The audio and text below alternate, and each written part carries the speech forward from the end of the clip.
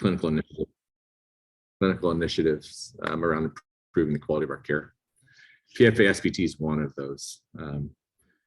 For us, when we started down this shift, it's really important for us to think through our values as an organization and really our values of our clinical practice. Right now, there's 3,000 therapy sessions occurring at Centria right now, and understanding the amount of decisions that are being made in every single therapy session, understanding like the quality of those decisions and how do technicians and BCBAs go through making decisions is, for a leader of an organization this size, is can be numbing, can be overwhelming. But we all know that if we start from a position of values, it's really important. It functions as a North Star for us. And so as a clinical team, as well as our 40 clinical directors across our country, we came together with a set of 6 values: safe, client-centered, and dignified, as being our foundational values with which every single moment we should be able to identify what are the things that we're doing in that moment that align with these values. And if anything that we're doing that's not aligned with those values, we shouldn't be doing them. And then on top of those 3 foundational values are transformative values, which means that all of our services are prioritized, all of our services are evidence-based, and we embrace every single moment of care. Let's move forward. We're not really here to talk about all the quality initiatives that we're doing at Centria. We're here to talk about one of them. And it's a shift towards compassionate care informed by practical functional assessment and skills-based treatment. And this shift really began with one question from our CEO. He sat down and he asked me, how do we effectively start care for all clients in a manner that supports our staff and aligns to a clear set of opening outcomes? Pretty heavy question, pretty loaded question. Go to the next slide. Is if you looked at across our organization, therapeutic practices weren't really aligned. I don't have data to support this, but like anecdotally, I could suggest that therapy that was occurring across our organization was more closely aligned with like the practicum experiences of our BCBAs, wherever those practicum experiences occurred, and not necessarily aligned to like in any organizational vision or framework or methodology. Effective practices for clients with significant problematic behavior. In fact, we had a lot of data to suggest that clients with like significant challenge of behavior were getting worse over time. Like more behavior was occurring over time as a result of, I don't know, as a result of care, but correlated with care. So we weren't making any meaningful impact on that. We had this generic and vague start of care plan that, I loosely, in air quotes, say pairing. I don't know if it was functional impairing. I don't know if we didn't have any measures to say that there was any, conditioned reinforcement established as a function of the activities that were occurring. We did a lot of research on technician attrition, as most in this industry is one of our top, challenges as an industry. And the number one reason for techs quitting a case within the first support on cases with significant problematic behavior. We track a thing at Centria called quick quits, the number of technicians that quit within the first 30 days of starting a case, and the number was significant. All centering around this, cases that had significant problematic behavior. Scott and I met with clinicians across, Scott's our CEO, met with clinicians across our country. And the number one, we have this thing called monthly treatment priority. And the number one monthly treatment priority were all around objectives around with behavior reduction. And when you think about it in the paradigm or the framework of SBT, we had clients that were receiving care with us for 6, 12, 18 months of care. And the things that they were targeting through therapy were things that we could be addressing within the first month of care. Really lacking tools and support to effectively work with our clients. And also, I did an audit of a number of behavior plans across the organization. Just saw a lot of non-effective methods of treatment, a lot of practices that were based on modification, mollification, without any clear analysis of the issue.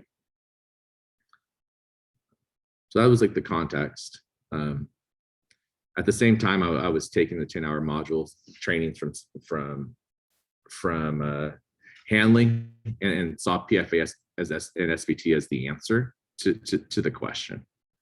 How do we effectively start care for all clients in a manner that's safe, in a manner that's aligned to training and supporting technicians to be effective, to giving clinicians the tools to effectively work with all of our clients?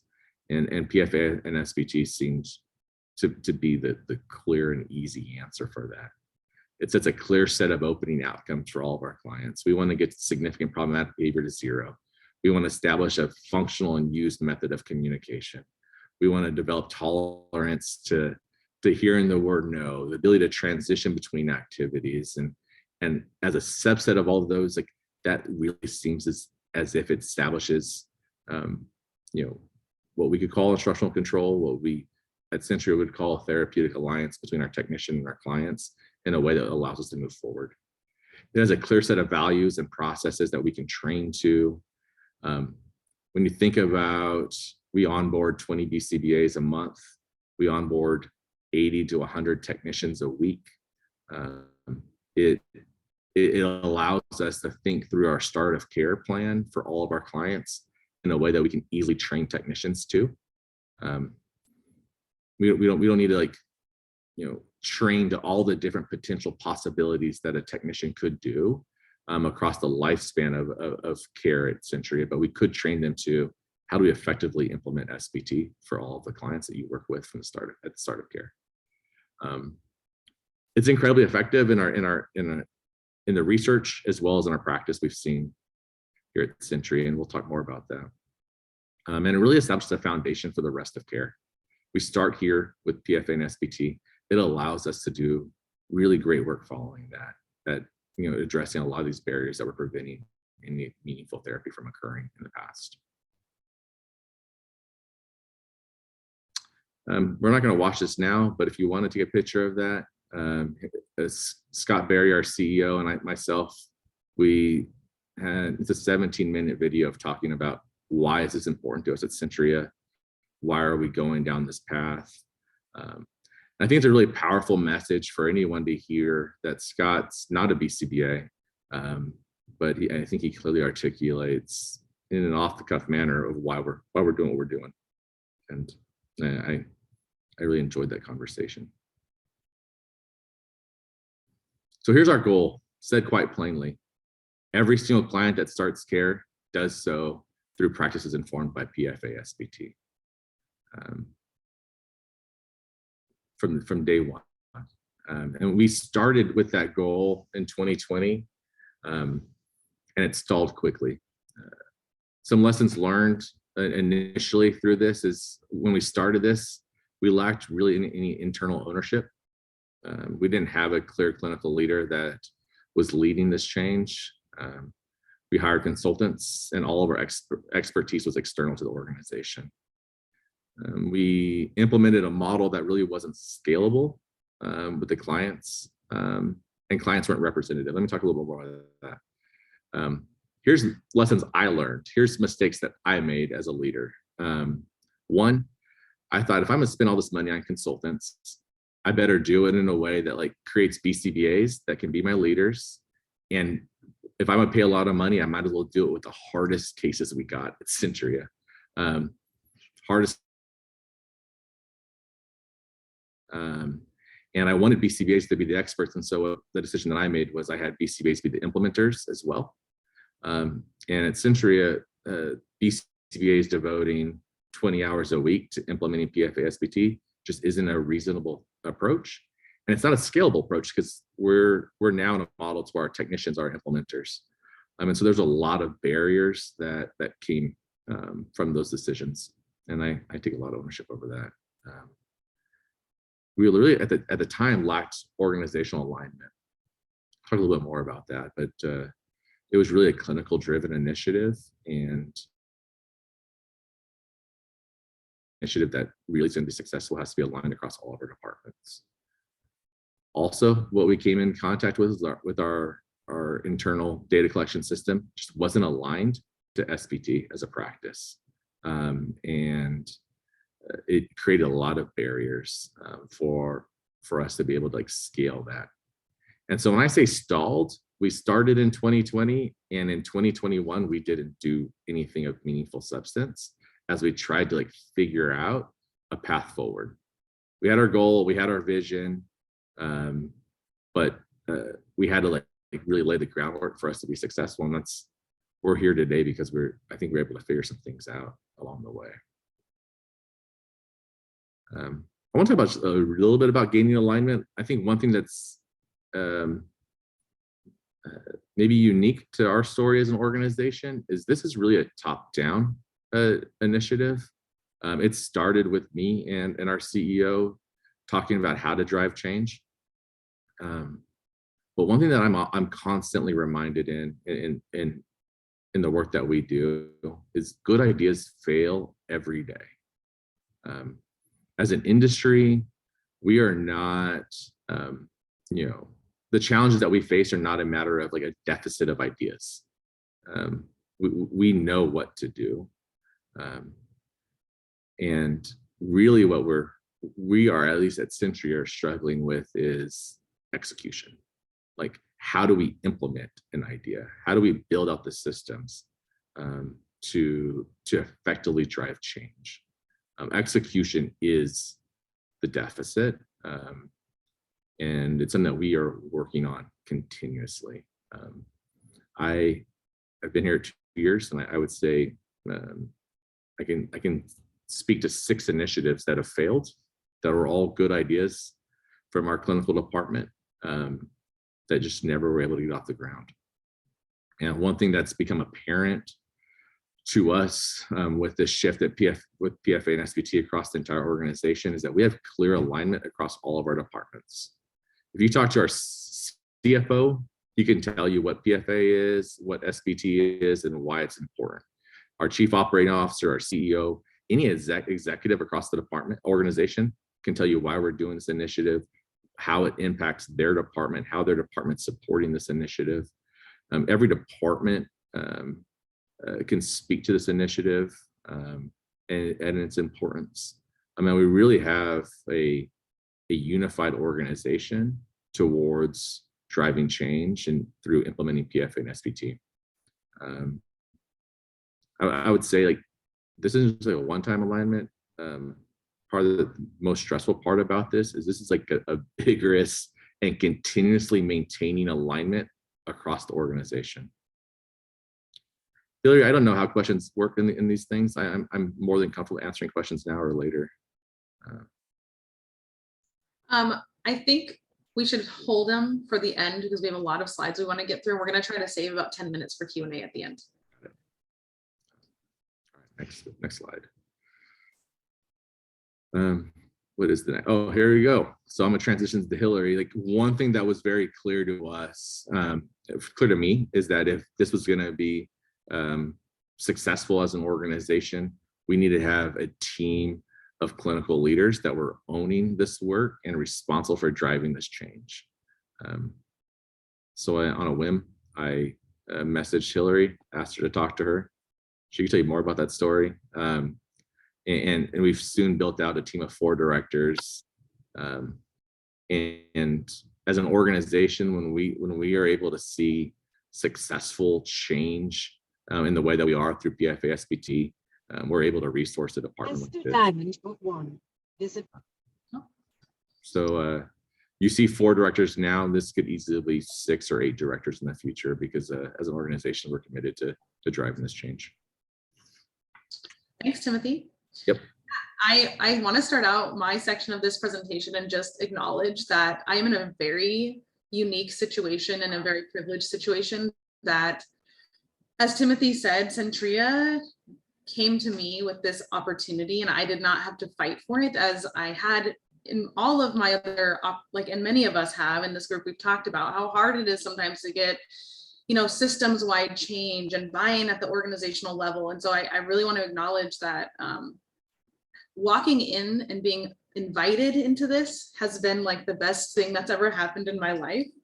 And it is only because it is a top-down approach. And Timothy is not bluffing, that I meet with every department multiple times a week at our organization, and they're all bought in.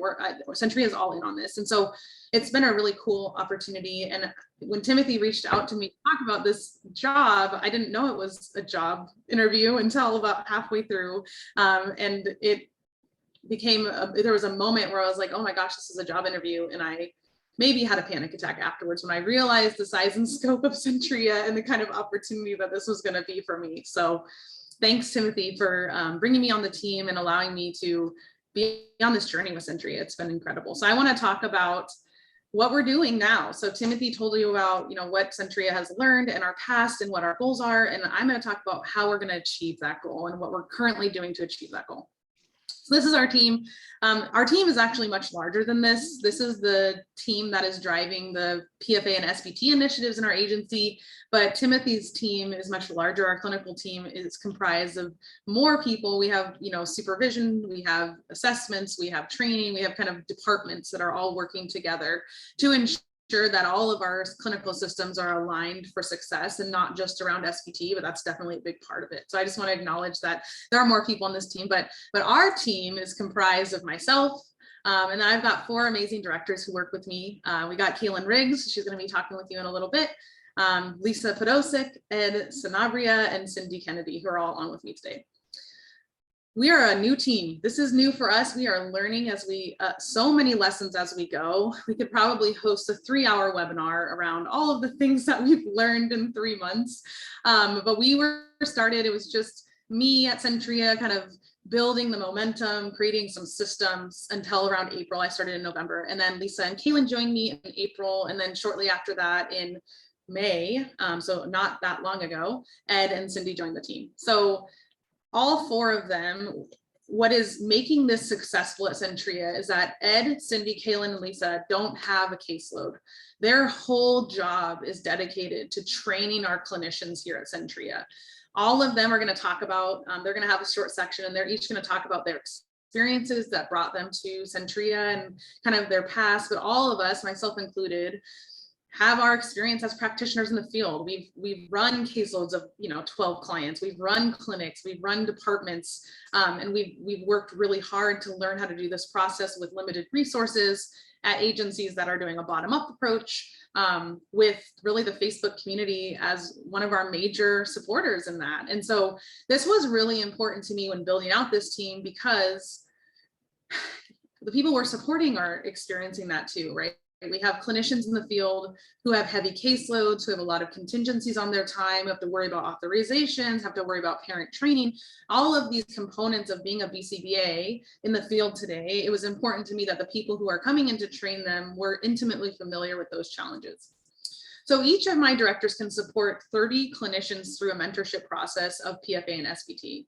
They walk the clinician through how to do a design, how to do a PFA, and then they get ongoing weekly consults with them every single week, for 12 to 18 weeks of consultation. They also, in addition to that 1-hour consult meeting, every clinician is given at least a 30-minute live overlap where we actually join your session and coach you through moments and your trials and the things that are happening that might be challenging for you or that are successes, and we celebrate your wins and support you through your challenges as well. From our data, we've learned that live coaching is the #1 indicator of a successful outcome in this process. Having someone join your session and give you minute-by-minute analysis of your behavior is a game changer for our clinicians, and it became something that became a mandatory part for us of how we support our clinicians. And we are supporting, so the way this works is a supervisor goes in for their supervision session. We zoom into the call, we're bug and ear either on the supervisor or the technician, but the technician is generally the one implementing. We're gonna share some of our resources of how we get to that point, because it is a jump to go from a supervision implementation to a tech implementation. So we're gonna share some of those resources. And then all of us and on our team support many projects related to this shift. Centria is a huge organization, and there are so many pieces to this shift. It's more than just training clinicians. It's more than just making sure they can run SBT, right? We got to make sure that the systems support this and that they're provided supports by by their leaders, their regional leaders, and that the way that we set up care and the way that we train our technicians, all of these things we're aligning to the process. And so our team, every person on our team kind of manages projects related to that process and then contributes to the clinical vision and our future forward thinking at Centria, which is vast. Timothy said this is one of our initiatives. It is one of our initiatives. We have lots of things that we're working on right now, and this is just one of them. So what is Centria? This is an incredible opportunity for incredible impact because we are spread across the country. We're a huge organization. We serve 3,000 clients. We have over 3,000 technicians. As Timothy said, we're hiring 80 to 100 technicians a week. We're hiring 20 to 50 supervising clinicians every single month. So this is not a small undertaking for us. When you think about the amount of people who are onboarding our current clinicians, we have around 300 current supervising clinicians, and we have a tiered support system in our agency. And so there's 40 regional directors who are supporting those 300 supervising clinicians based on region. We work mostly in clinics and homes. We have an early intervention clinics and then just Centria clinics, and then we do home intervention. And we have the unique opportunity to provide telehealth supervision, which with PFA and SBT creates another set of barriers for a clinician learning to implement this process when they're not on the ground with their clients. And so we have a lot of things to work through, and our department's commitment is to ensure that we're providing the tools and the training for every one of these demographics to be successful. Because whether you're telehealth or you're in home or you're in an EIBA clinic or you're in one of our Centria clinics, we want you to be successful with this process. And so that requires us to be creative and learn ways to support you in ways that are meaningful for you. And I see one of our telehealth supervisors here is Trishna, and there's barriers that we have to work out. And many of us have been telehealth supervisors over the pandemic. And so we have unique experience with that as well. What does our training look like? So we've learned many lessons. And I think one of the biggest lessons that we have learned as a department, and honestly, I just want to give lots of credit for Timothy because he gave me this light bulb moment a while back, was that PFA and SBT makes a big impact. It teaches a lot of skills, but you can have a bigger impact by changing the landscape of how care is being provided. And so the way that we have kind of designed our mentorship process and thought through this is that we can have more impact on more clients if we start from this foundation of treatment, of safety, of client-centered, of dignity, and then we move into SBT. And so we have now committed to making sure that clients are getting this foundational care plan, which serves as a behavior plan to decide what does the therapy session look like at every moment of every day in every setting with every human being. And so that's our starting point. More than PFA and SBT, we have to have that foundation to do prioritized, evidence-based and embraced sessions where we're making every moment matter. So we start out by training our clinicians in foundations of care, which is founded in the idea of the universal protocol. So the foundations of care is where we start. We teach every clinician how to write a plan based in the foundations of care that will set up their technician and everyone assigned to the case for success to get behaviors as minimal as possible initially and set up a therapeutic environment. And then from there, we support them with a PFA design, we support them with a PFA implementation. What that looks like is they meet with us, we walk them through design, they meet with us, and we live coach them through a PFA. And then they go into that supported consultation model where they're meeting with us once a week, and they have live coaching with us once a week. If you've done SBT, which if you're here, I imagine you have, you know that doing SBT with one client is only doing SBT with one client. Just like teaching branches, we have to generalize our skills. And so we need to teach clinicians to generalize their skills to a second case. And so we also do an additional round of consultation on a second case where we're evaluating the generalization of those skills from when we taught them to your application in a novel environment. And then from there, we're providing ongoing support as needed. It's not, oh, you're done with your 10 weeks, bye, see you later. One of the beautiful things about having internal employees is that Lisa, myself, Ed, Kaylin, Cindy, we're all available. And so we hold SBT office hours. We will meet with clinicians. We can do spot consultations. We have opportunities to consult. We're creating peer groups, and we're working on teaching their leadership, their regional directors, to do this for them as well, to try to decrease the amount of support people need from us and to provide support within their region. So we start with that foundations of care. We go then into PFA and SBT.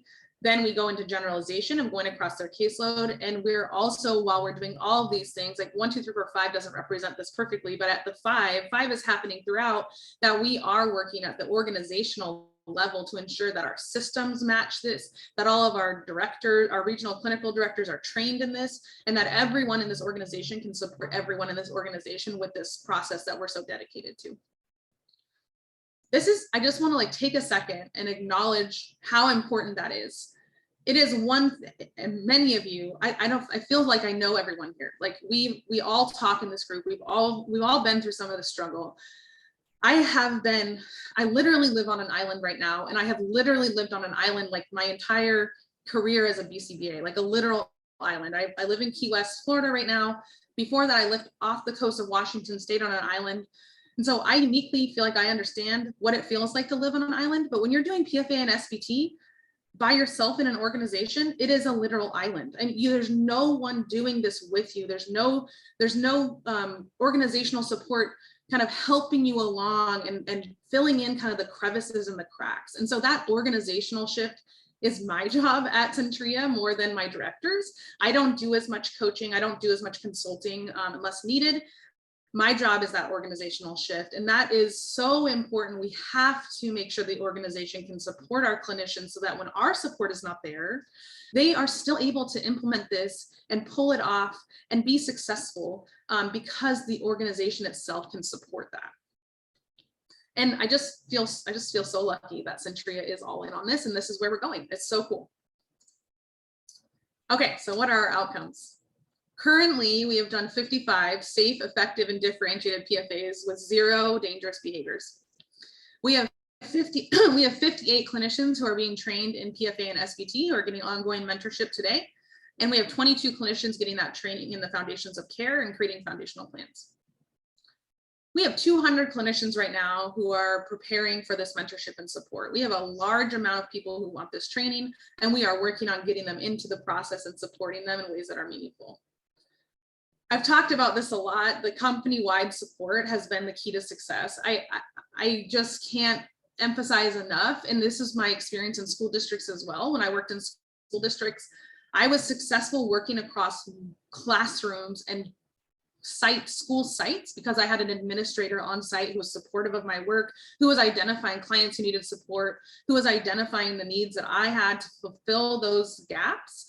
So that top-down support at Centria has been just absolutely necessary to make this happen. And on top of that is flexible leadership. Big shout out again to Timothy. Like, we are learning a lot as we go. And sometimes that means we have to pivot. And I think we can't get data that's not the data we want, just like in our interventions, and just keep doing the same thing. And so one of the things that has been really successful for us is recognizing when what we're doing isn't working and being able to make a shift because Timothy is willing to make a shift, and because Scott Berry is willing to make a shift, and because Centria is dedicated to finding the pathway that makes the most sense. And so being flexible around, we decided we were going to do this. We're finding that really wasn't the best way to do that. Instead, we think we should try this instead, and let's get some data on that and see how that can go for us instead. The excitement and opportunity, hearing from the people on the top about this opportunity creates like excitement, right? Hearing from us creates excitement. Talking with clinicians about how this will impact their practice, how this will impact their clients, how this will impact their technicians, right? This is opportunity that we want people to get excited about. And then we have our champions of change. And I have some of our champions of change are here. I see Elizabeth Turner's camera on. She's one of my champions of change who has talked to all of her colleagues and encourages her colleagues to be involved in this process. She has talked to all of her technicians who maybe aren't in this process already, and all of them are begging to do the process with her, right? So those, your champions of change who are gonna, you know, make reverberations across your agency are so important. It is, I can talk all day, every day, and hearing it from me is not the same as hearing it from Elizabeth or hearing it from a technician. So having those champions of change is so, so important to be successful. And Timothy talked about this a lot, but that communication across stakeholders, this is across our department. This is within departments. This is up top and down low. I mean, this goes across the whole organization in every matrixed possibility. That communication is absolutely necessary. And then the dedicated trainers. I and my trainers have all been full-time BCBAs training others. And I was lucky enough at my last organization to be provided the opportunity to decrease my time on my caseload to dedicate to training others.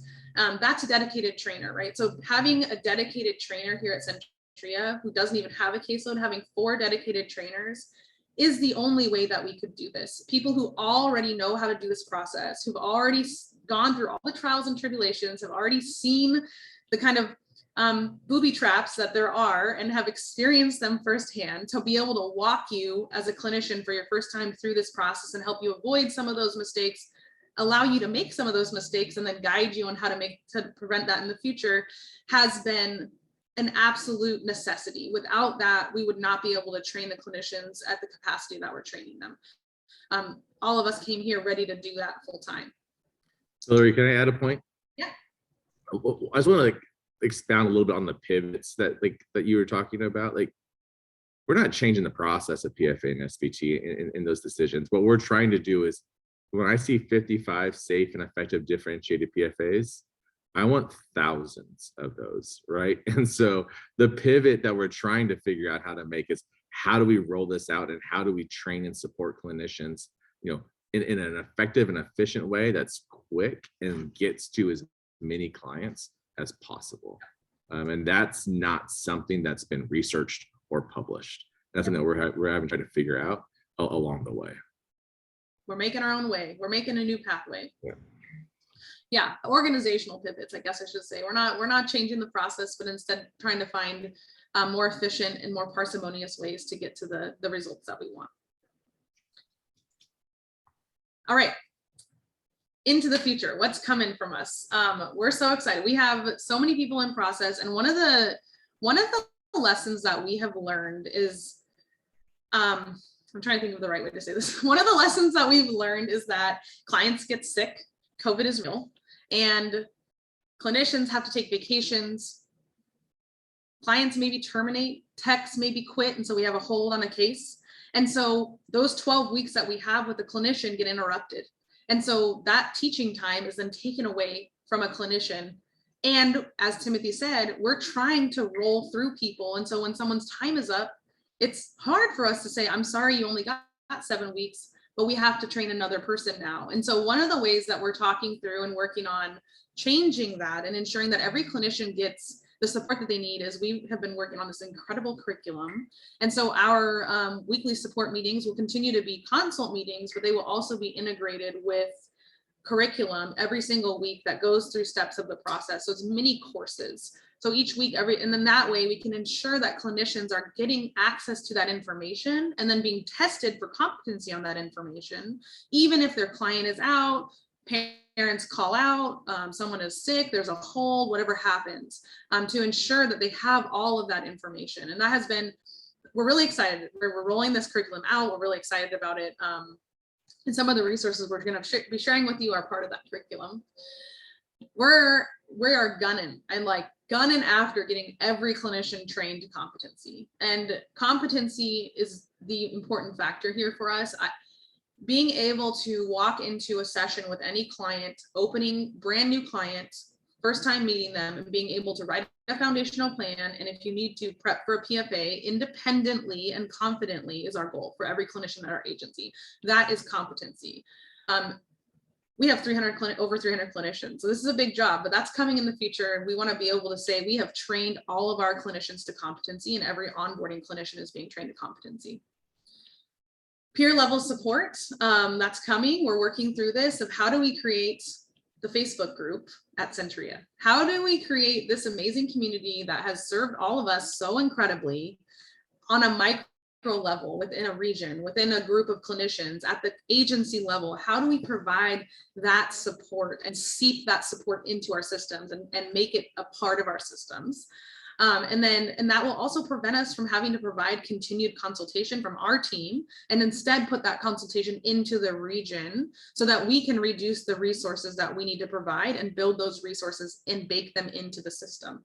So we're working on training all of our regional clinical directors, all of our operational directors as well in this process, so that when, you know, I don't know, Penny has a question, she has a new client and she's like, man, I'm really struggling with this thing that I can't figure out. Not that Penny would do that, I just called on Penny, but she can just go to her regional director and say, hey, Trishna, what do you think about, you know, Cindy's FCR? Should I do X, Y, or Z? And Trishna has been trained by us, and she says, oh, you know, I remember from my training, oh, here's this cool tool that we're about to share with you. Here's this cool tool that they provided to us that we can look at and make a decision together around what we should do for this client's FCR to get them back on track and get them making progress. They can do that in their weekly scheduled meeting, and then no one on our team is required to get involved in that decision, and everyone then benefits, right? We have our leadership providing support to our clinicians providing support to their teams. The resources are built in, there's no additional resources necessary. And then we can save our consultation for those really tough cases, you know, those cases that with yourself and with your regional director and with your peer group, you're still struggling with, and you don't quite know what to do with. And that's what we want our consultation services to be for. And then one of the things I'm most excited about that I'm working on at Centria is our proprietary data collection system, Care Connect, which will have smart data tools to help support implementation and decision making for technicians and clinicians. So I'm building it, and it's so cool, and it's, you know, trial by trial decision making, how the app tells a technician what to do when the client's not HRE, right? So if you're not there to tell a tech, oh, they're not HRE, you should do X, Y, and Z. We want this data collection tool to be able to say, oh, you noted they're not HRE, here are the tools we want you to try until you can get a hold of your clinical supervisor. Or I've had 50 trials in a row stuck on the same level of this program, and the data collection tool would give you troubleshooting based on the advice that you've been given in your consultation on how to make a decision on what to do next. And so this tool is going to be so cool. It's smart. We're trying to make it as smart as possible so that it can help our techs and our clinicians make decisions independently, with support initially, but ultimately without needing that support, to really support that idea of competency and confidence in implementation. I'm so excited about the journey that we're on. And again, I just want to state it one more time. This group has literally changed my life and been an instrumental part of where I am today, and the fact that I even have this opportunity at Centria, which is like every day, I just can't believe that this is my job, honestly. So what we wanted to do was to spend some time going over some of our amazing, incredible resources that we've been developing as a department and share them with all of you. But before we do that, I actually think we should open, because this is like the end of kind of our what Centria is doing content. So I want to open it up for a Q&A. If anyone has a question about anything Timothy and I talked about prior to going into resources, I want to give you an opportunity to ask it. So Matt, I know you asked about questions. I don't know if you have a question first. If anyone else does. I don't know if it's off mute or on mute, or if you wanted it over chat, but I guess I'm already here. Can you walk through kind of the balance between getting all clinicians to competence fast enough, but also not moving too fast? Because I feel like with such a big goal, I'm sure you guys want to take big steps. Do you guys have like system in place to kind of like prevent yourselves from going too fast?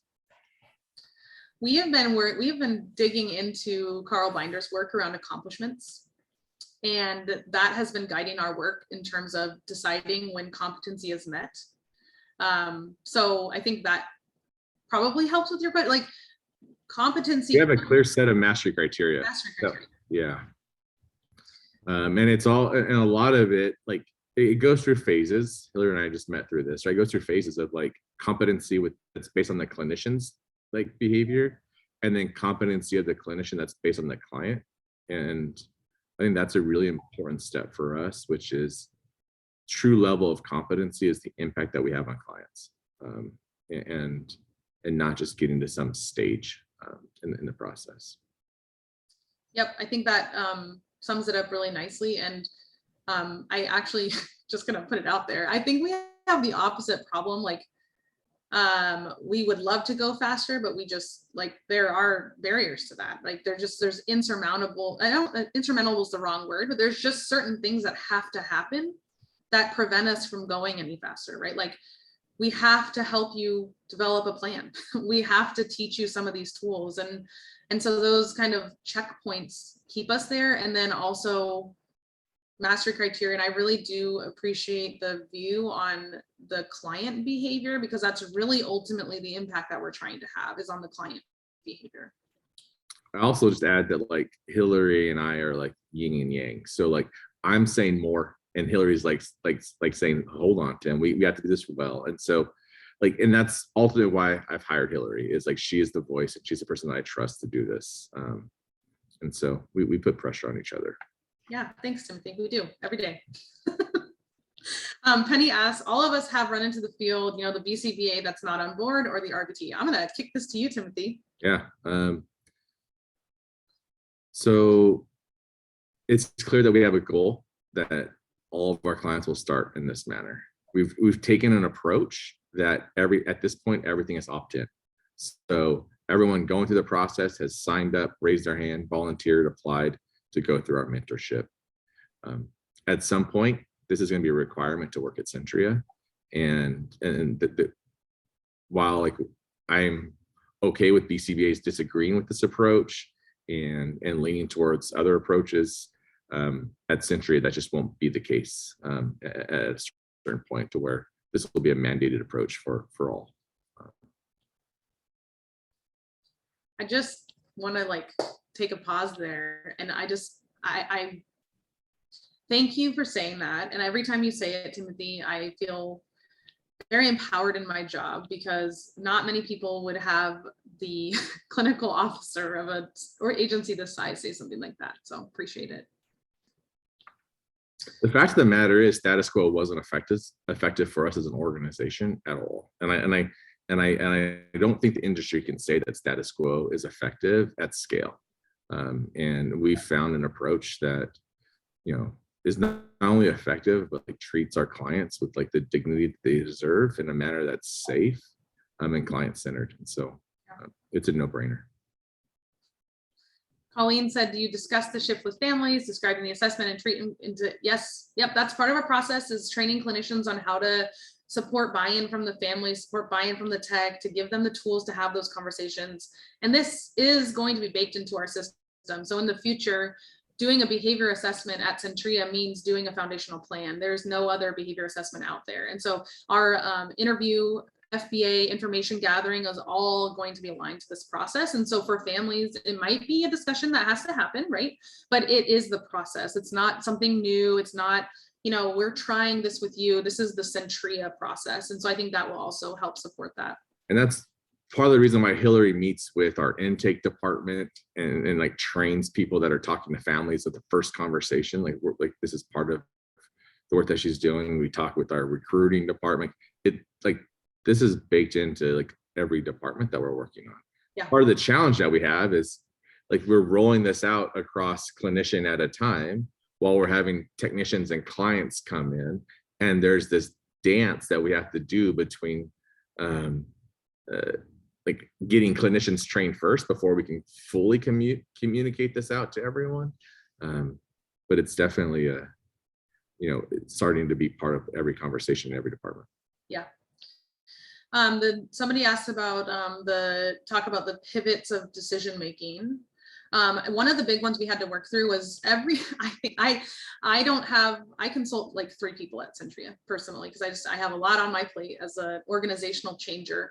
But I get called in to Lisa, Ed, Cindy, and Kaylin's meetings and live overlaps to provide consultation to them. And almost every single time I look at them and I go, you know what I'm going to say?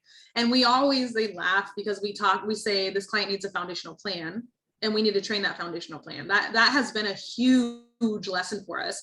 And our initial process was not set up that way. Initial process was get a client in, do the PFA, do SPT, blah, blah, voila, poof, we're in magical land. But the reality is that you can't necessarily run SPT for an entire session if you have a 40-hour client. And so we need to have a plan for the rest of that session, because who would want to be in SPT having a great time for 3 hours of their day and then for 4 hours of their day have huge escalated behaviors? So we as a team had to come together. We identified this as an issue, and then we came together and we had to talk it through. We did the good old poke a hole in every single option here and make sure it's sturdy as a rock. And then we took it to Timothy and said, hey, what do you think about this? And he said, I think that's a good idea. And then we had to rebuild our whole structure, which is that curriculum I was just talking about. So we've had to do that quite a bit. I think that's the biggest like the biggest change we've had to make is to recognize that like starting in a foundational plan is instrumental in this process, because you can train your tech to the values first. You can worry about running the trials later. The foundational plan sets everyone up for success, and it's aligned to the client's values. It's aligned to the family's aspirations. And so that's been a big lesson for us. We also started from a position of like this consult model that was like grounded in like groups of 3. And we've learned that like that might not be the best approach for us, and like how can we reach more clinicians while maintaining the level of like competency and development that we want to have, because like I think we probably understated the idea of like 300 clinicians is one of the variables, and then it's adding 20 clinicians every month, right? And so it's trying to figure out a system that addresses both of those, while then also training 80 technicians a week at some point on this. Yeah. I'm gonna take one more. Go ahead. Sorry. No, I was trying to, I'm trying to chat on my iPad. It's a whole crazy thing.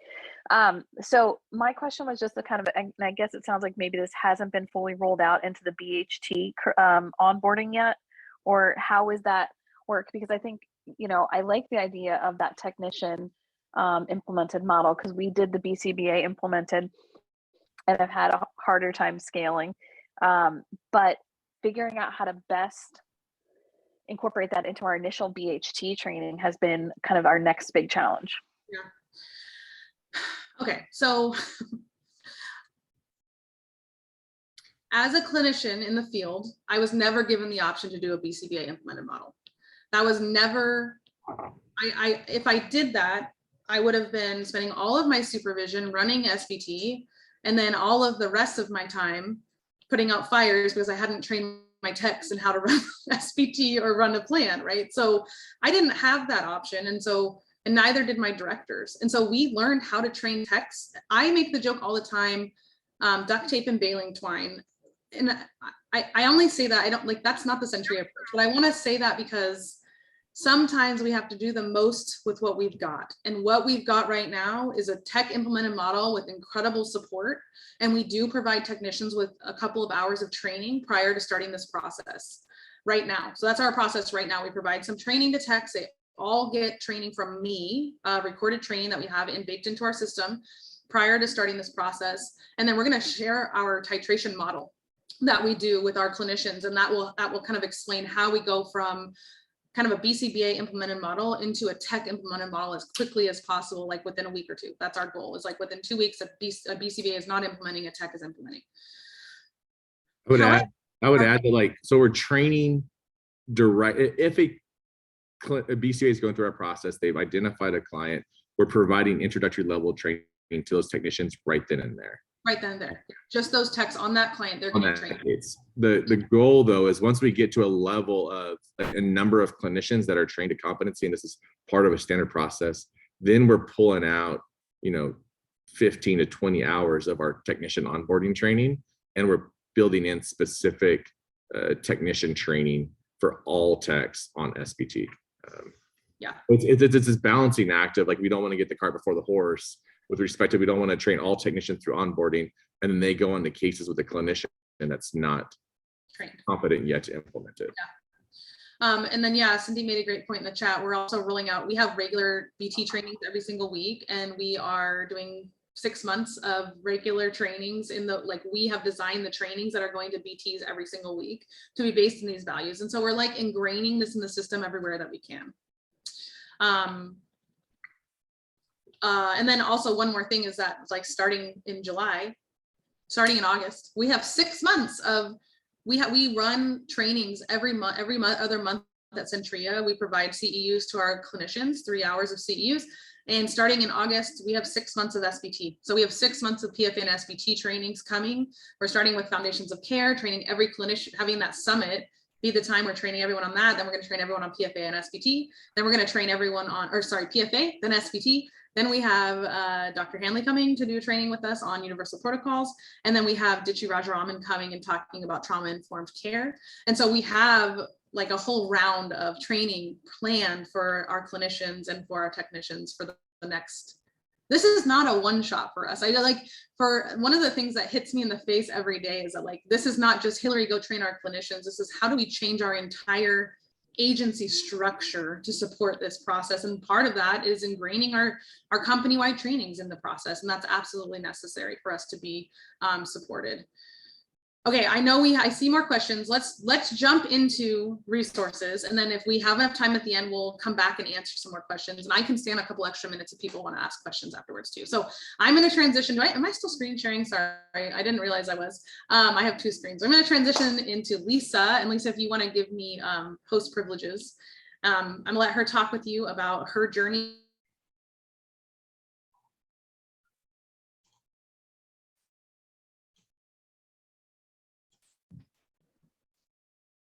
And Penny,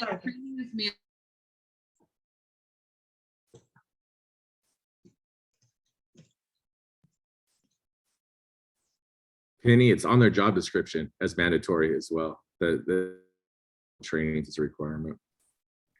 Are you back, Lisa? Okay, I'm back. Sorry, my computer started freezing right when you were bringing me on. Hi, everyone. So my name is Lisa Podosic. I'm one of the directors. I started at the end of March with Kaylin, who you'll meet next. What got me to this place? So at my previous agency, like Hillary said, all of us were BCBAs with full caseloads before this. I was in a role where I kind of had like a half caseload of my own, and then I was overseeing other BCBAs and BCABAs and assistant behavior analysts and coaching them and teaching them. I was at a very supportive company. I love the company I was at before. They were wonderful. They were so supportive of me running SBT. They were supportive of me coaching other people on SBT.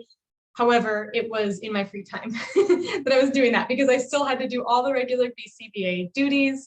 I had to supervise my own cases, everything. So I basically in my last position, I took on the role of working to shift my whole local region over to PFA SBT interventions as much as possible. And that meant just spending extra hours meeting with BCBAs that I didn't oversee and checking in with them, joining overlaps with them, joining supervision with them, going to meet their clients, consulting with them, reviewing their plans and reports, all those kinds of things. It was not actually part of my job, but I made it part of my job because it was so important to me that we had our clinicians learning this, my peers, my coworkers, learning this process and our clients accessing this process.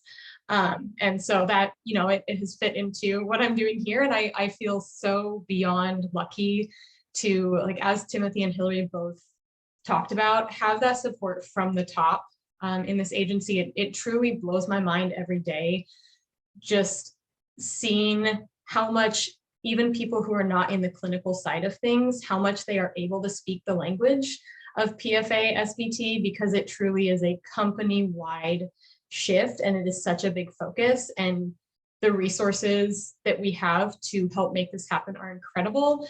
And Timothy's support has been incredible in terms of, Hillary talked about like the changes in decision-making that we have, where we set up a plan from the beginning of what our cohort models look like for mentorship. And then when we decide hey, you know what, we've gotten data, we've gotten feedback that this isn't the most effective way, and we have ideas on how we want to shift that, it's pretty much an immediate yes. And then we're given the ability to go and, we put together a big plan and we do a lot of work and we make that shift happen in our plans. And then we're able to keep improving what we're doing. So it's pretty fantastic. So I'm going to share a couple of the resources with you that we've designed. So post-foundational plans, we start off the PFA SBT process with designing what the PFA is going to look like. So we made our own workbook based on just challenges that we were having with our clinicians, not, challenges with like clunkiness of our prior processes and trying to make it a more seamless move through the design of PFA and make it so that the design of the PFA, they really were able to grasp the concept of what they were going to be doing, and they're able to implement the PFA as effectively as possible. When they have never had training, they've had training, they've all done the 10-hour FTF course when they're at this point, but they haven't had experience doing this before, so it's all new to them. Some of the things that we found that were really important to include in this is having a design, we put together a design workbook that I'll show some snippets of, but having a design workbook that flows sequentially with the progression of the PFA and then SBT, the actual intervention afterwards, and going through the steps of planning the steps of the PFA in the order that they're going to happen in the PFA and kind of in the order that you really have to think about them. And then looking at different EO progressions. So we have some learners where there's really just one EO progression where everything kind of looks the same, you're giving the same instruction, but we have others where it looks different because sometimes you're going to a table and sometimes you just need to work on some independent leisure where you're actually walking away from them. And so we need to help our clinicians plan out what those different EO progressions are going to look like so they know what they're going to be probing out during the PFA. And then some other big ones, problem solving boundaries. Boundary setting is a huge thing that comes up throughout treatment and also during PFAs. So we want to proactively look at how we're going to be setting those boundaries and how we're going to problem solve, think about what boundaries might occur during the PFA so that we know how to respond to them. Problem solving barriers to treatment. So we start thinking about this from the very beginning, and that goes into some of the stuff people were asking questions about before in terms of parent buy-in, tech buy-in, also barriers like utilization, all those different things that present barriers to treatment. We start thinking about those from the beginning so that we can really plan out, okay, how is this going to impact treatment? And then at the very end of our design sessions, we look at outlining our beginning steps of SBT, including a lot of the micro shaping steps so that we can really think about that from the beginning of how we're going to break down these steps of teaching. So some little snippets, these are just little excerpts from the workbook. We are going to share the whole workbook, so you will all have access to that and you are free to use it. But this is what the section on the different EO progressions looks like. So we have 2 columns in there for EO1 and EO2. We usually have, we have some stuff that's kind of stock written out there, fill in the blank for you. But then we talk with our clinicians about removing anything, altering anything that needs to be altered. So over in this dark blue square over here is an example of what somebody's second EO looked like. Their first EO looked very similar to this EO1 with the blanks filled in with the specific language that they're going to use with that learner. And then this one was actually, like I mentioned before, was an independent leisure where we're not moving in closer to the client. We're not asking them to transition anywhere. We're not asking them to relinquish anything, because what this learner had to tolerate was, you stay right where you are, you keep playing, do your thing, but I have to go make a phone call.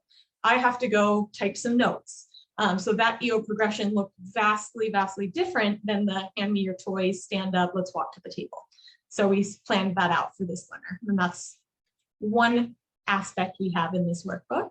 Can I add a note here? Sure. I don't know about any of you, but for me, this is the reason we wanted to do this is sometimes you run the best failure of a PFA, which is a PFA that does not turn on any challenging behavior. And that's a great failure to have, but we know we're not doing a PFA for no reason. And so we want to make sure that our clinicians have planned out 2 EOs so that if the first one is not effective at getting that precursor turned on, we have a second option right away. We don't have to stop. We don't have to replan. We can just go seamlessly into our new plan. Yes, absolutely. So one of the other key features here is responding to interfering behavior. So we have broken it up for clinicians on how we want them to visually indicate their reinforcing of challenging behavior. So we're not responding interfering behavior necessarily any differently than it's going to be advised when you do the 10-hour training, or as you all are. We're reinforcing that interfering behavior during the PFA, but we are helping break it down for clinicians into like, how exactly are you reinforcing that? What visual indicators are you going to use, like the returning to low and loose, moving work materials away? What auditory indicators are you going to use? Let's get specific about that so that we can really think about like, what exactly is this going to look like for you to make it very clear to this learner that you are returning them to reinforcement. And then looking at potential unplanned EOs that may occur, we want our clinicians to think about that from the beginning so that they can brainstorm, okay, what kinds of unplanned EOs happen during session that might occur during the PFA? How can we try to mitigate that beforehand? And then also just snapshot down at the bottom here of when the interfering behavior occurs following unplanned EO, this is your plan. This is what we want you to do.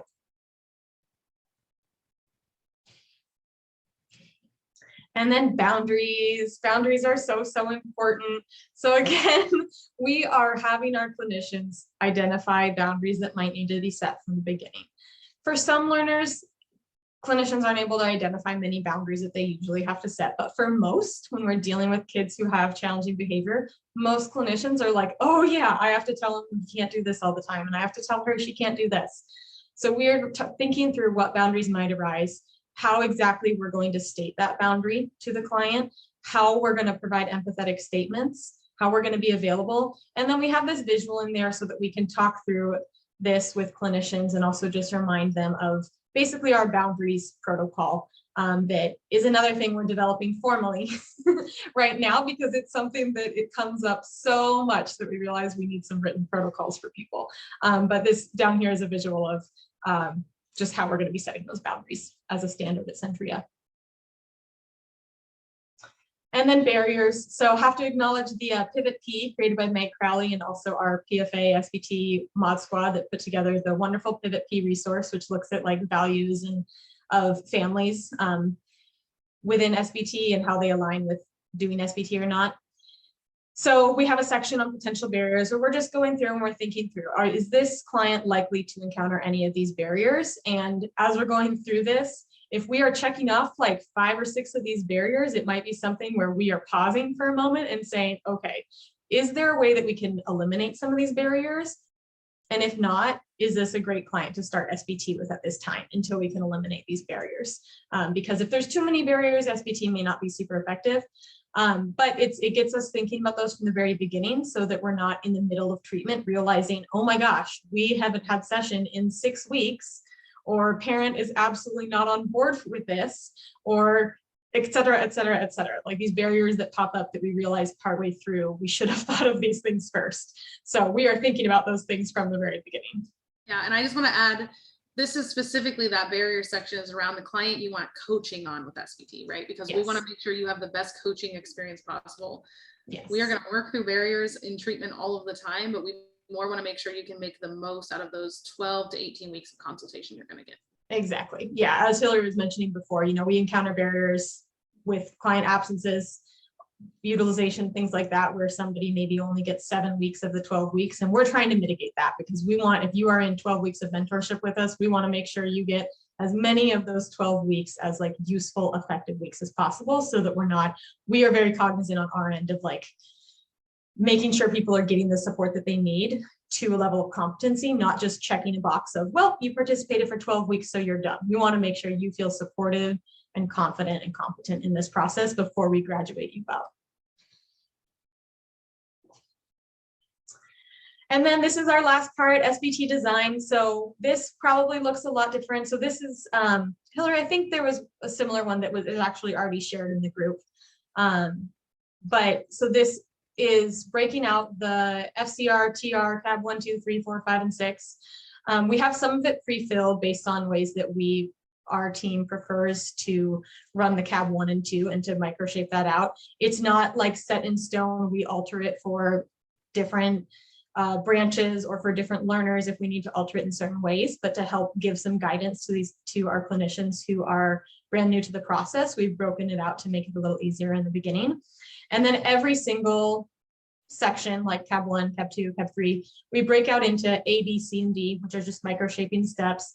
These are also things that we coach our clinicians on. You do not have to fill out every single one of the A, B, C, D. You can add more rows. You can add an E, F, G, H if you need more micro shaping, but really starting to work on that, conceptualizing the micro shaping steps from the very beginning and helping clinicians orient to the fact that reinforcement is available at any single point in the sequence, not just at the end of CAB 1, end of CAB 2, end of CAB 3, and also to get them conceptualizing from the beginning how they can engage in these small micro shaping steps for skills that are really challenging for our learners.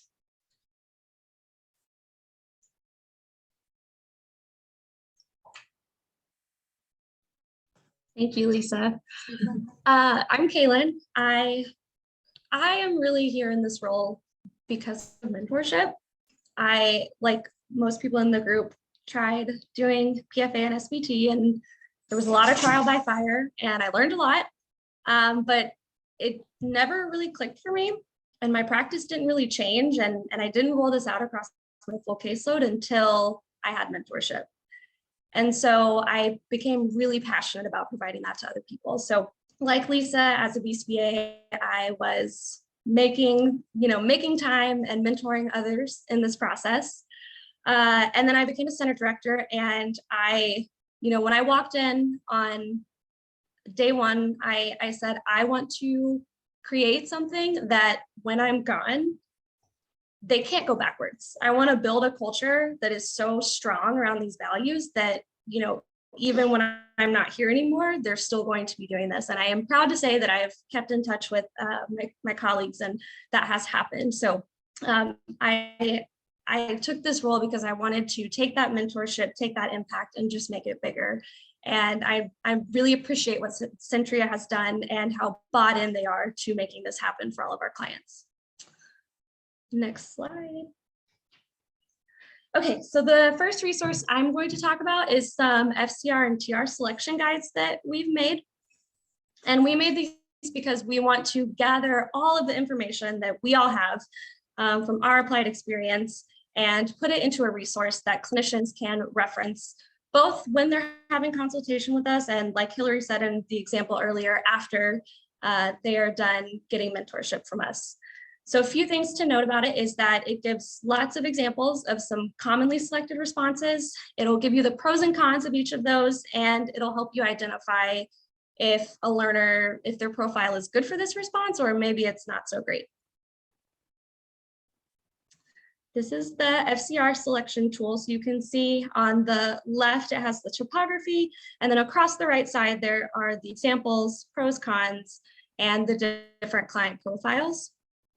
And Lisa, actually, if we can just go ahead and go, or sorry, Hillary, go to the zoomed in, the third slide on this one. There's the TR, perfect, thank you. So I wanted to give a closer look at what this might look like for a specific response. So for the FCR, I looked at the button presser. I pulled that in for this presentation. So we have our example, some pros and cons, but what I really love about this tool and really this role in the shift that we're doing is it has in here that a con of this is that clients often want to play with a button, and it might not be suitable for clients who their preferred toys or their toy play is really similar to those buttons. Some of those early learner, push a button, light up, make noise toys. We have found just in our applied experience that usually doesn't work, and the button is a toy and it kind of stays a toy. And that's not something that is in the literature anywhere that I know of, but it's something that it comes from our experience as clinicians. And so it's something that we're able to pass on. But this tool is really just a selection guide. It's not meant to tell you exactly what to do. And I know all of my colleagues and I feel really strongly about giving people the resources to make the decisions for themselves. Okay, I'm gonna go to the next one. Yeah, my way, my way, my way, my way, my way. Can we go to variability cheat sheets? Perfect, thank you. Another resource that we have created is what we call variability cheat sheets. So one thing that I think is going to be familiar to anyone who's done this process is that the shift from just doing, they ask for my way, they get my way, to they ask for my way, and sometimes we say yes, and sometimes we say no, and sometimes we ask for a little, and sometimes we ask for a lot. That is a big lift for technicians. They are typically used to the client master doing this for 10 seconds. So now the criteria is 20 and it will always be 20. And now it's 30 and it will always be 30. And so we recognize that not only is a lift already for clinicians, but with our live coaching, most of us are having the experience that a client is getting through their FCR and maybe their TR in the first couple hours of treatment. So while the clinicians are still learning all the finite details of how to present an EO, how to back off, they have to also remember, oh, wait, I'm supposed to be running different trials and what comes next? I'm not sure what to do. So we created this as a resource to support them.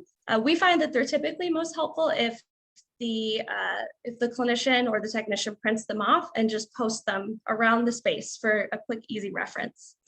And the other nice thing about it is that it is editable. So if a clinician finds that, maybe we need to do 80% FCR right now and 20% TR, it's really easy for them to go in, make changes, and print a new one.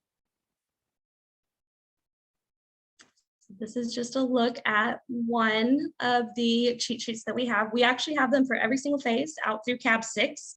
And there are, with the exception of FCR, there's at least 10 sets of 5 trials planned out so that clinicians have a lot of options for their technicians to work with.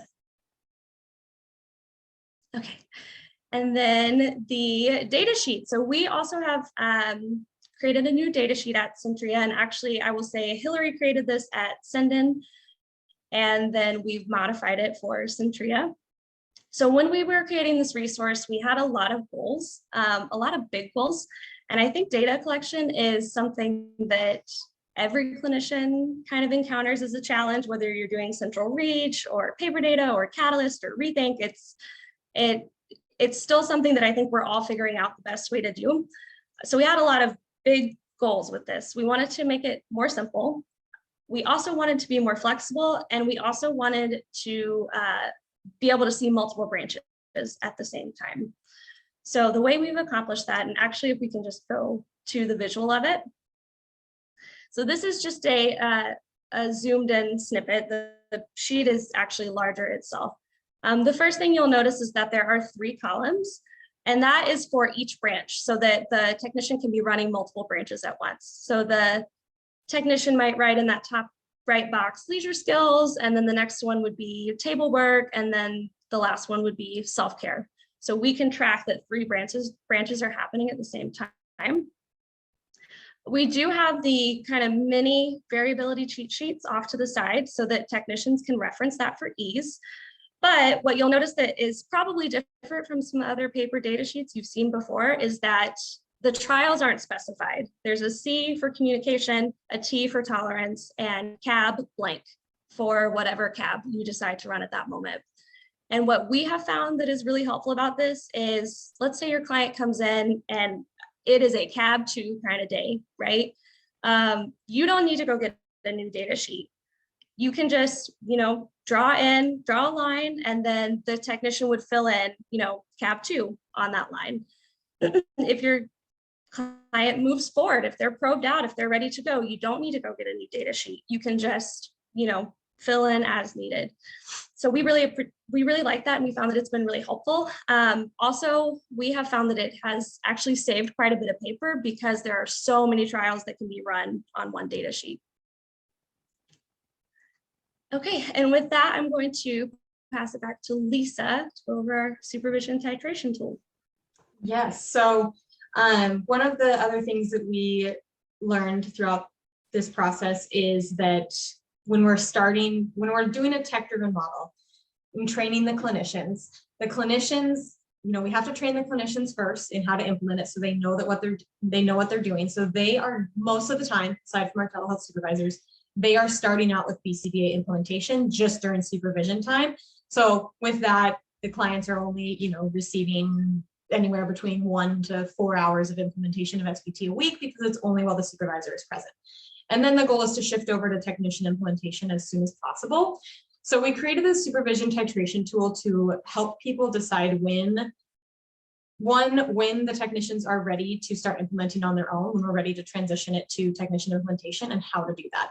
So these first two things are like step 1 and step 2. The step 1 goes through basically a brief fidelity checklist of what the clinician should be able to demonstrate if they are starting out with clinician implementation, what they should be able to demonstrate before they are transitioning to the tech implementation.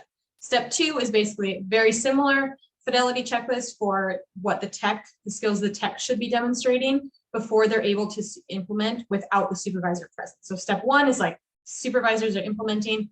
Step 2, technicians are implementing while supervisor is present only. And then we move on to step 3, which is on the next slide. I just want to throw it out there again. This is where we learn the lesson that the foundational plan is necessary. Because if you only have 2 hours of supervision, there needs to be a plan for the rest of that time if we're treating severe challenging behavior. And so that's why we made that shift. We want to start first in training the tech to implement the foundational plan. Then we're going to start doing SBT in this way, but we know that we have a plan when we're not there. And then we move into tech implementation and start expanding our time in session and SBT as we see competency for the technician. And on the very bottom blue box on the right of that last one, there's actually some input in there. If you look at it closely, again, this will be shared so you can read it all in more detail, but this looks at like when you can start fading out. Like we ask the very first box on the top left, the blue box talks about like increasing and spreading out your supervision across the week so that you have more access to the client. And then the bottom right blue box talks about when you can start fading down to potentially once a week supervision if that was what you were doing before. Okay, go ahead and go to the next one. So then this is step 3 and on. And so this goes through different options of how to basically titrate up to your goal amount of SBT implementation. So we have some clients who our goal is to do SBT for the entire session.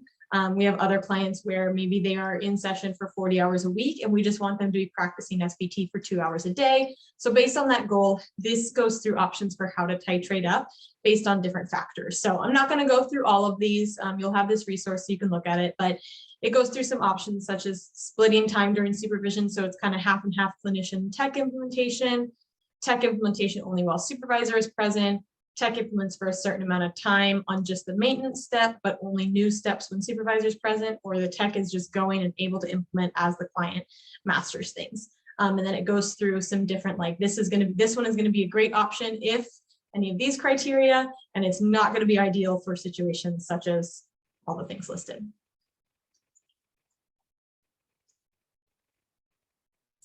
Hi, my name is Cindy Kennedy. I'm one of the directors and I'm in Florida.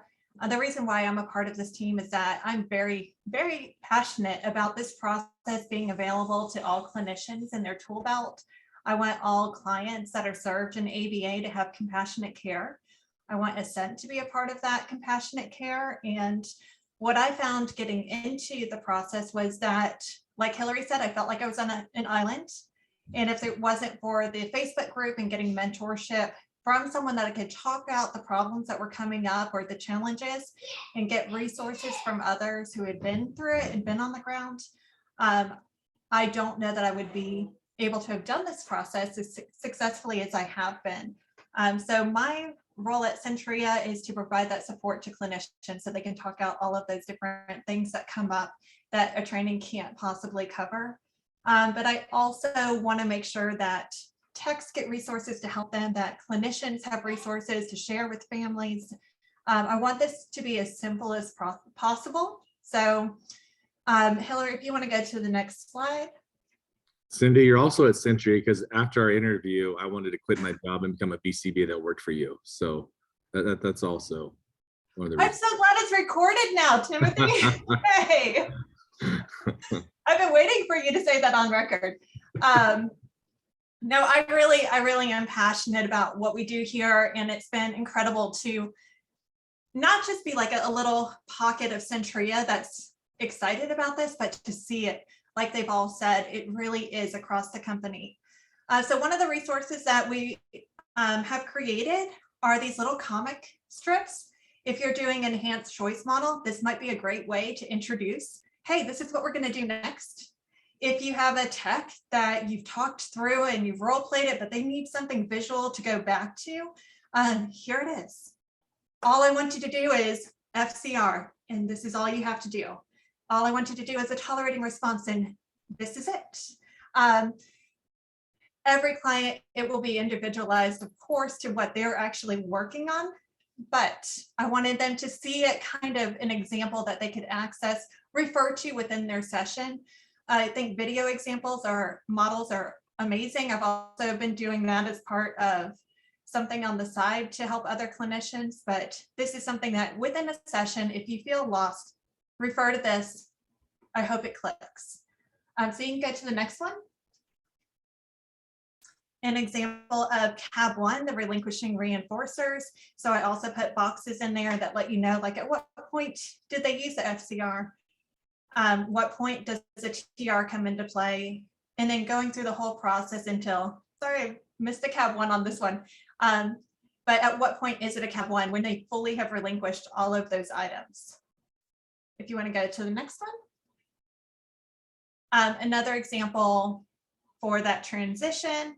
And then also within the examples, there's different ways that you can go about it. So the transition might be a table, it might be to a different location, but relinquishing items could be handing it to the clinician or technician, or it might be that the client puts that item away, or that they just get up and leave the item where it is. And so lots of variations about how you would do it visually represented. So you can go to the next one. And then all the way through CAB 6. So all of these resources are available to you. I'm not going to read through the comic, but I hope they're cute. And I hope that they draw your attention and that someone that doesn't understand the process might be able to go and look at one of these resources and say, oh, okay, that makes sense. So we're not just going to say my way and then get reinforcement for the rest of their life. No, we're actually going to teach skills and we're going to help guide them at the pace that they're ready to move. Okay, do you want to go next one? Like Kaylin and Lisa have talked about, there's things that as clinicians we've learned along the way, things that when we join the Facebook group, hangouts, tips and tricks that we all share with each other that help guide us to have a better skill set to work with the clients that we serve. And so we've created visual resources like a one-page, here's some things that are helpful to know for different aspects of implementing the SBT process. So for this resource, it is about progressing the EO. I like to use the analogy of a train.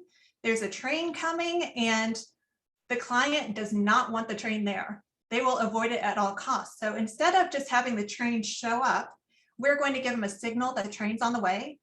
For a train, it's those arms are up, the lights are flashing, you hear a bell, and then the arms slowly come down. Once the arms are fully down, then the train arrives. Same thing when we're progressing the EO to go to the table. We want to stand up, pause, check in, we'll clap, pause, check in. We'll get a little bit closer, but all these different ways that we let them know, like, hey, things are about to change. And if you're not okay with it, if you need to communicate with me in any way, I'm going to slow down and give you space to do that. And then we talk about in the design whether or not this particular progression should be used for that client, or maybe it's a different variation, depending on where they are and what's important to them. But different tricks about making sure that you're slow, so you don't get too hot too fast, being consistent with some of our learners, so that a lot of the learners in this process, the clinician or therapist stands up and the client says, my way, and they're like, okay, and they sit back down because they've learned to trust that it will be rewarded and that this next thing would happen if I don't communicate. And then also guidance about whether or not you should continue to go through those steps or stop based on the client. Okay.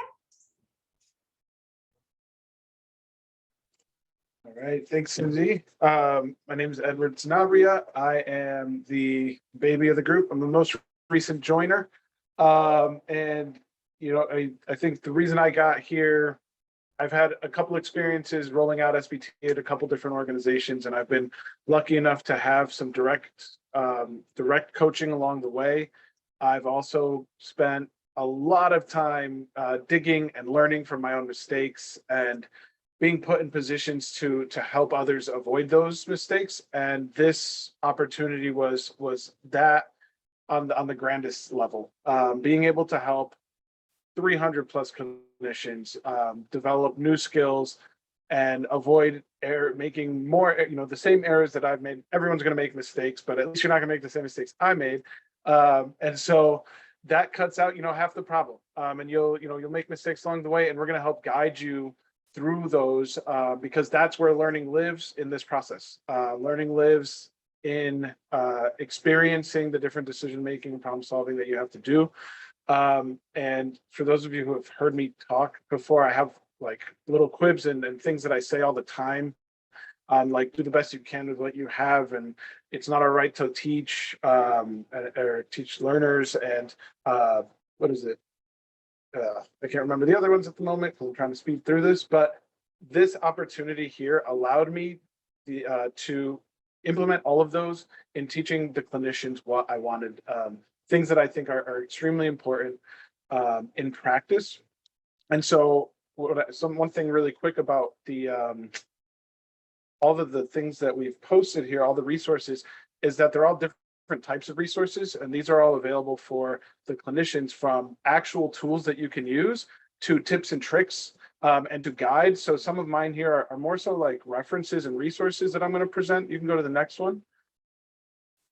So like this one, this is a client selection consideration. So this is when you've already established a caseload and you're trying to roll out SBT, and you're trying to figure out how to do this and where to start. As we've heard, sometimes it's not the best to jump into your hardest client. And so we've added here some considerations to make. So looking at the degree of impact, how intense, how frequent are the behaviors that you're dealing with, some of the scheduling matters that might affect how you're able to roll this out, settings and supervision. So where and how are you, where is the setting of the sessions, and how are you providing supervision? Telehealth, as we know, requires a different set of skills and different considerations for rolling out. And then looking at the targeted skills. So what is your return on investment? Which skills are you going to be providing or which skills are going to get you a big return on investment and be the most socially significant? And in line with this selection tool, we have the next one, which is risk factors. And so we have identified 6 kind of areas of risk factors. And what we're looking at is, if you're answering yes to some of these questions, there are additional considerations you have to make when rolling out and choosing this client. And so this requires proactive strategies and potentially additional support in order to do this in a safe and effective manner. So reading through some of these questions, making sure, if you are there limited evidence of contextual control of behavior, right? Like, do we have no idea what is evoking behavior? And if that's the case, that might not be as, as good of a client to start with for your first one, or maybe earlier on than your other clients. So, and for the next factors in the next slide, there's 3 more here. So looking at the contingencies or the settings, complex considerations, like, is there known trauma history? Is there negative attention seeking? Or are they seeking access to restraint? Things like this are additional risk factors that would require probably either more support or more additional considerations before choosing to roll those out early on in your caseload rollout. And to go along with this is a third graphic, and this is once you have started selecting your clients, how do you know when to pick your next client? And so looking at, once you have your first client, what are some of those considerations? Timing is a huge one. You have to recognize that your resources at the beginning it's very resource heavy, resource intensive when you're doing HRE and teaching the FCR all the way through CAV 1, are relatively resource heavy in terms of what you need to spend your time on. And so what we've learned and what we're trying to help coach through is, as you're, the further down you get in the beginning, that you can then allocate your resources to rolling out to another client. And as you get better at decision making, you can then go earlier and earlier in your rollout to your next client. And the next slide, another consideration is your staffing. So not only is it how far the client is going, but how good is the staff? How competent is your staff? Are they able to implement the reinforcement condition? Can they progress the EO appropriately? Are they able to time their prompts and adjust their prompts and use differential reinforcement as needed, and their ability to make decisions? So all of these factors play a role in how you should, or the timing of generalizing SBT across your caseload. 7 minutes. We're good. All right. Thank you very much for the opportunity to present some of these things. I'll throw it back to Hillary. That's all, folks. Cool. Thank you all for sharing with us. And I'm stopping sharing. I can't multitask. So I have, this is planned to end at 5 minutes ago. So we rushed through the end of it. I can stay on for a little while and keep answering questions. I don't know about Timothy. So I'm going to just open the floor up for like another 15 minutes for some questions. If anyone has them. I know there was a bunch in the chat, but I did not keep track. So just throw your mic on and ask a question if you have it. There are a lot of them in the chat. Where you at? Hey, it's Matt. Hey, Matt. Again. I would love to know more about insurance and if there's been any barriers to rolling out like PFA specific. I'm not really sure what, I don't know as much about foundational plans, but like goals specific to PFA and SBT across insurances, and perhaps fading back on skill AFOLs and things like that. That's a great question. This doesn't change any of our assessment procedures at the organizational level. So every client gets a Vineland, every client has to do a skill assessment alongside this. So we haven't encountered that yet. I personally have at my last organization worked through a lot of those barriers. And so it's something I work with our compliance, contracts, and authorizations departments on to ensure that we're staying in line with insurance requirements. So as of now, we haven't hit that, but I do know that we are going to see some of that. I don't have rose-colored glasses on when it comes to this, but one of the things we have been doing, Timothy and I have been doing a lot of is really aligning with our payers and like meeting with them and talking to legislators and like really getting this information out there. We met with some legislators for the state of Michigan to talk to them about this process and like the needs of our organization to see this come through, and we had a really positive response to that. And we do consulting with larger. Timothy, you might be better to talk about this, but we've consulted with some stakeholders who have worked at the head of large insurance agencies around this work to get feedback and support from them about how we can better work with payers. And so let me jump in real quick. I would say that's one of the advantages of being in an organization-wide initiative, is that like we have a whole payer relations department and they're all versed in PFA and SBT. And so on a monthly basis, I'm meeting with the heads of national payers to talk through what we're doing clinically, what PFA and SBT is. Hillary just said, we just met with the head of the legislators around Michigan Medicaid, and we're talking about PFA, SBT, the impact that we're having with their client base, how we could partner to better support in this work. We're going to be meeting with legislators in Arizona soon to have the same type of conversation. And truly, like what most payers at a specific level, what most payers are looking for are face valid outcomes that are meaningful. They're not looking for like a VB-MAP level 2 score. Because that doesn't translate to like actually delivering value to their patients, to their customers. And what's very evident around this process is we get face valid outcomes quickly that like translate across a lot of the barriers and environments that that their patients are impacted by. And like we were able to go to the state of Michigan and say in our initial pilot, 23 out of 25 or 22 out of 25 clients within the first month of care are emitting 0 problem behaviors a day. And 25 out of 25 saw a significant reduction.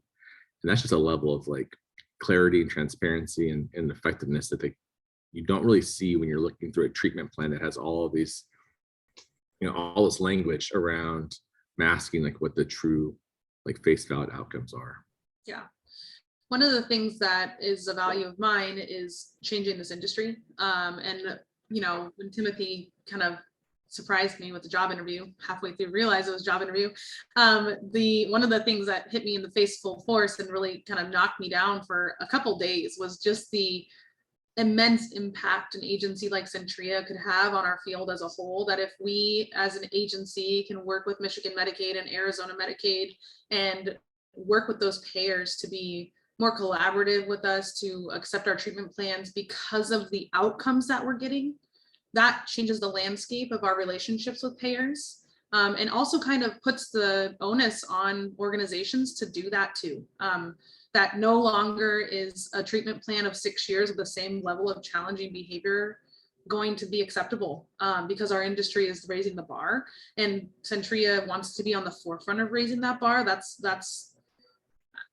It's not just me saying this, like Timothy feels the same way, our organization feels this way. We want to be on the forefront of these things, and in doing so pave the way for others to be doing this as well. Thank you. That's awesome. I love that. Other questions? I was just curious whether you ever have parents that say, I don't want that SBT stuff, and what you then do. Yeah, So, I've done that a couple times. I will say clearly from the top that we think that at Centria, our goal is to provide care in the right, like start care in the right way with the right tech at the right time with the right client, and under the supervision of a competent BCBA. And part of our process, very similar to our beliefs around BCBAs adhering to this process, like we have to have a values aligning conversation with our families to ensure that like our care aligns with their values and their goals for their client. And so we've been training and equipping our clinicians quite a bit with like those types of conversations around like aspirations and values that they want for care. We really want to equip our clinicians with how to mitigate those conversations, but then also how to empower them to like, we're not going to provide services that are outside of our values, even if a family wants them. Even if it's a 40-hour family that wants it, that's not going to be something that we're going to be okay with. I do so love that answer. It's really going back to the values of, rather than we're doing SPT, but rather the values, our values are. You also really hit on something that really struck me. So often BCBAs are put in a family and this is it, this can be a family, but there's not necessarily a match between the BCBA, the family, the RBT. Sometimes I know the BCBA is into NET and the parents want DTT, whatever. But you really spoke towards making sure values align and matching a team. And I think that's such an important part of success. I think that's really awesome. Yeah. We want to have the biggest amount of success that we can have with the clients that we serve. And I hope this doesn't come across in a way that I don't intend, but there are plenty of clients that need our service. And some clients are a good fit for us to be effective with, and some clients are not a good fit for us to be effective with. And while that's okay, there's many providers out there that like may like fit better. Part of our goal through our intake process is identify like who aligns most with like what we're trying to accomplish, and how can we partner in a way that's best. Yeah, and I think the other thing that a lesson that we're going to continue to learn, and I've learned as an implementer and as a practitioner, and I've learned as the meetings I jump into as, some damage control here and there, whether that's because of SBT or whatever, some families are going to disagree with the SBT approach, but I haven't yet met a family who disagrees with the foundational approach, right? So we might not do a full SBT treatment for a family who doesn't agree with SBT, but like Timothy said, our goal is that every moment of every day of every session with every person, we can open a window and see that our values are in action in that session, even if it's not through SBT. And so it really opens up the opportunity for a family to say, I really disagree with this methodology, and they can disagree with the SBT methodology, but that's not necessarily going to change the way that the session is going to be set up, based in compassion and based in, not pushing kids through challenging moments if it's unnecessary, holding arbitrary boundaries, right? We can still do those things with that foundational plan. I think that's just like just to harp on that lesson. That'll be our next hangout, is to talk with all of you about what our foundational plan is and how we're implementing it and the impacts that we're having with it. So I look forward to the day when I can say that there's no extinction-based procedures to reduce problematic behavior at Centria. And if a family says they want that, then that's just not going to happen. Yeah.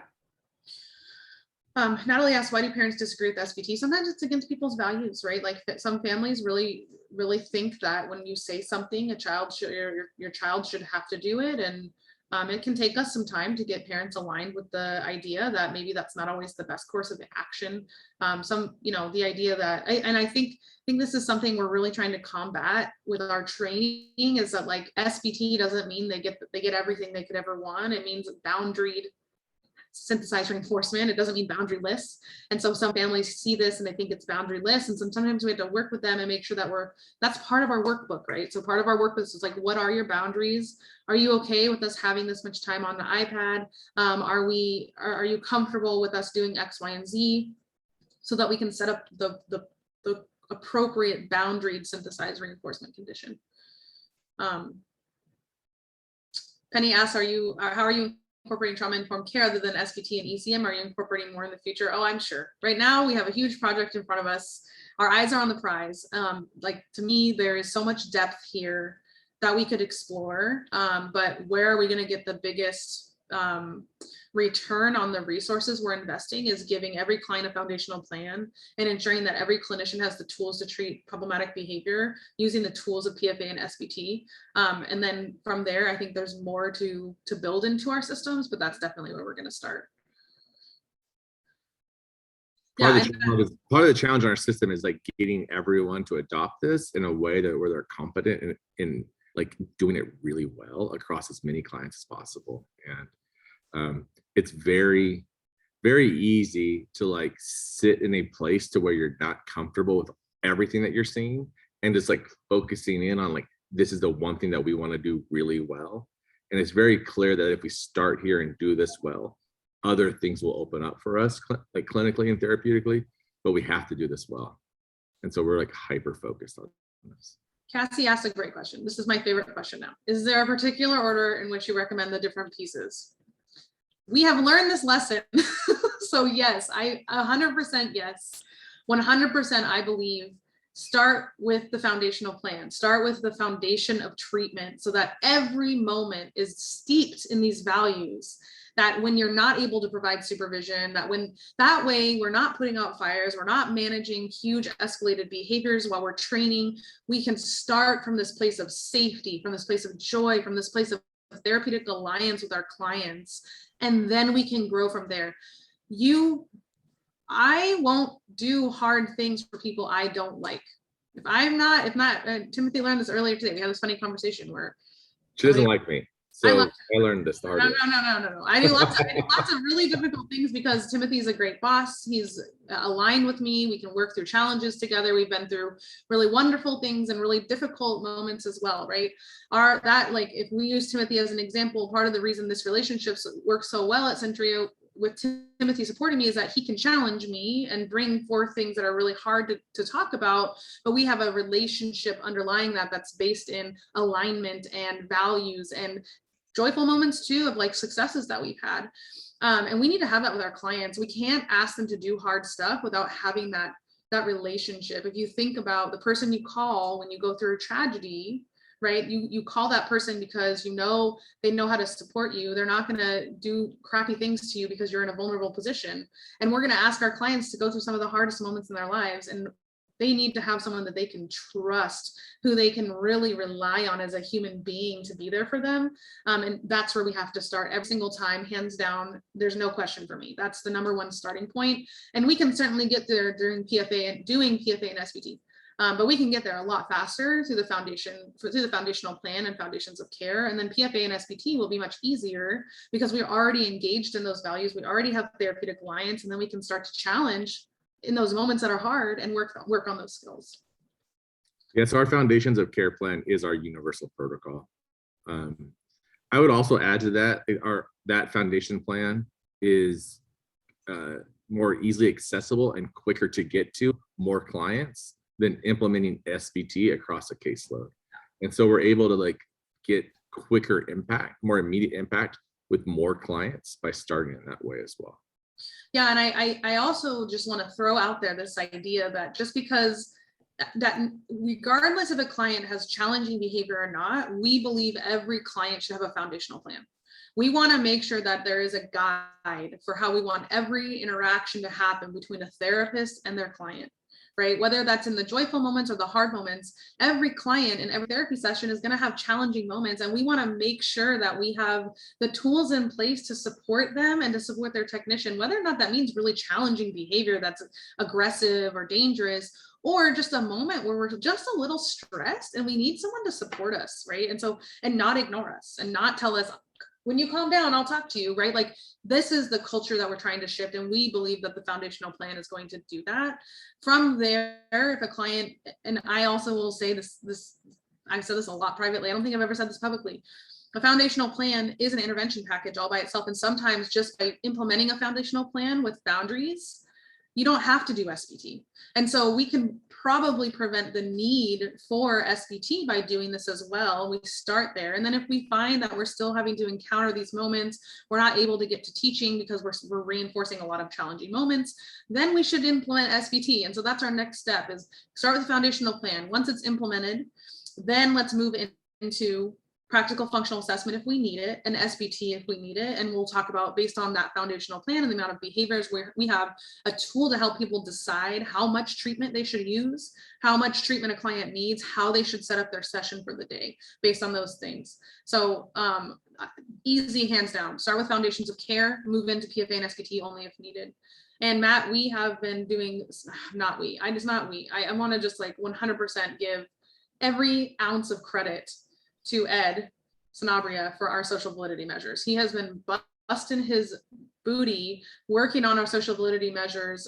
We're taking pre-starting 30-day, 60-day, 90-day, and 6 months post-PFA data on our clinicians, technicians, and families to get social validity data on our interventions to ensure that we're doing what we're saying we're doing. You know, it's one thing to put it on a graph that we got behavior to 0, but it's another one to hear that the family is very happy with their services, the tech is happy to work at Centria, and that the clinician wants to do this across their caseload, right? Like, we want to, like, nothing matters without social validity. So we hope one day to be able to publish that data. So we did that. Ed did that. Ed did all of that based in research, based in what we need to be able to publish that data. So it's aligned. So when we get to that point, we can take that data and we can publish it and we can present on it.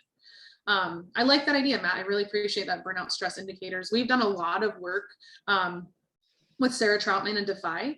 And so that's definitely something we should look into. I really appreciate that thought. I would say generally, most BCBAs say this is a whole lot more stress. Like, they're more stressed when we start the process because it's just adding more work to their plate initially in the short run. And they generally all like anecdotally have been reporting like it's making their job easier once they get into it. Like the process of like just the work itself is making for an easier job. Yeah. But it's a lift. Like, it's a lift to start. It is more work to start. And then this is just the conversation I feel like a broken record I have all the time, is that initially it's a lot, just like putting out fires is a lot. And eventually it's not a lot. When I left my last job, I tell this story all the time. I was the last stop before residential in the entire region that I worked in. If you were in Northern Washington State in a school district or at a clinic, and you had a client that had severe behavior and was headed towards residential care, it was me who was consulting your case. It was me who was staffing your case, and it was me who was managing your case. And I had a hefty caseload.